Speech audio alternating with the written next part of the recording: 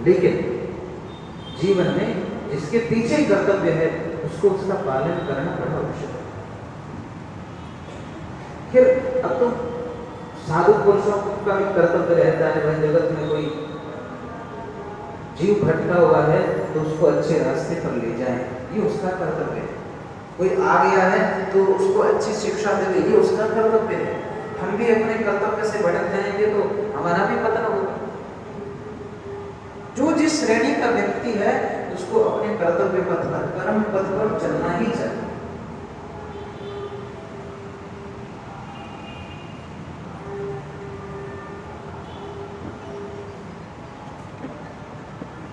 कई लोग कहते हैं कि जो राम जी चाहेगा वैसा हो जाएगा। हाँ, राम जी चाहेगा वैसा ही होगा, लेकिन कुछ तो करिए।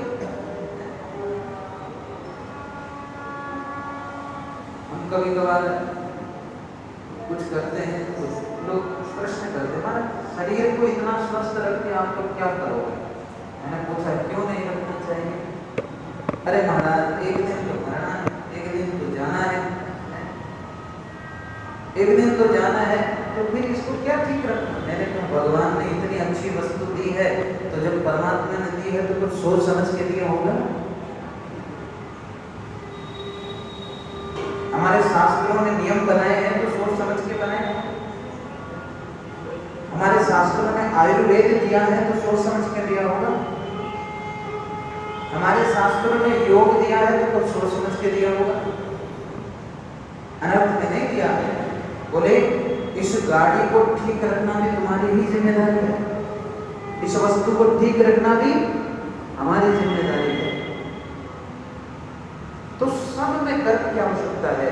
शरीर को स्वस्थ रखने में भी कर्म करना पड़ेगा, भगवान का भजन करे, परिवार का कर्म करे, तो सब प्रकार का श्रेष्ठ कर्म जो आध्यात्मिक हो सांसारिक हो सब कर्म करे तो कर्म बड़ा कर्म योग। गीता में उपदेश भी है कर्म योग का।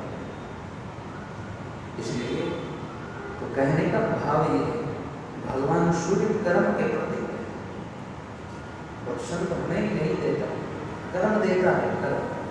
कर्म कर कर्म कर, और उसमें यह कहते हैं कि फल की इच्छा मत कर।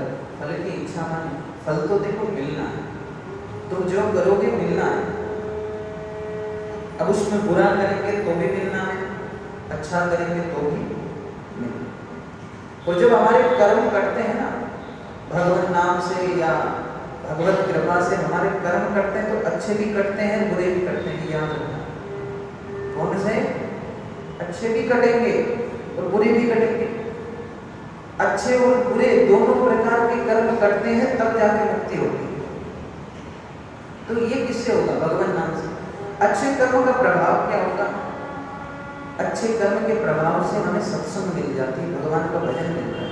अच्छे कर्म के प्रभाव से हमें सुख मिल जाता है। अच्छे कर्म के प्रभाव से हमारे जीवन में लोग ऐसे होते हैं कि हमें सत्संग से भजन से या अच्छे कार्य करने से रोकते टोकते नहीं। ये पुण्य का प्रभाव है। हम जितने भी पुण्य करते हैं ना उसका प्रभाव। इन पुण्यों का प्रभाव क्या है?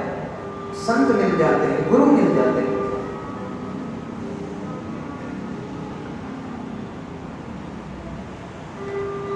तो अच्छा कर्म तो दोनों प्रकार है, चाहे ये कर्म हो चाहे